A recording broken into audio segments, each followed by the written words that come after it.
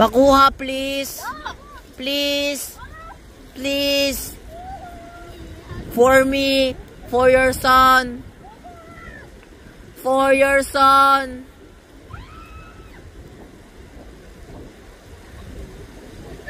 Retrieve, retrieve. I'm gonna use that as bait.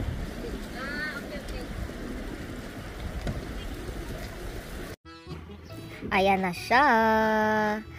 So, nakauwi na kami. And sabi ng aking asawa, binababad mo na yan sa water ng 24 hours. And then, papalitan mo siya. Lagi mo siyang papalitan ng water.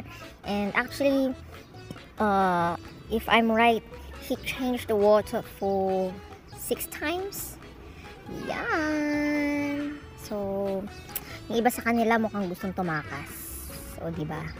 Tatakas ba yan? Huwag na kayong tumakas kasi pinaghirapan ko kayong kunin. Galaw-galaw pa sila. Sana all. Tinanggal na ng aking masipag na asawa sa shell. Kakainin mo na lang ang mga kuhol. Wow, wow, wow. Woohoo!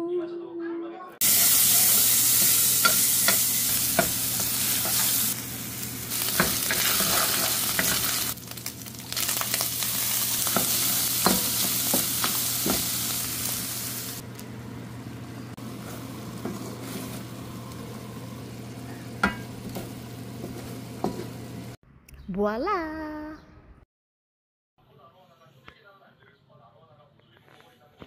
Pinaghirapan kong bingwitin yan. Handaan mo yan. Sarap. Hindi nga. Parang napipilitan ka lang eh. Anong kalasa niya? Kaya masarap. Eatable naman. Eatable? Mind over matter.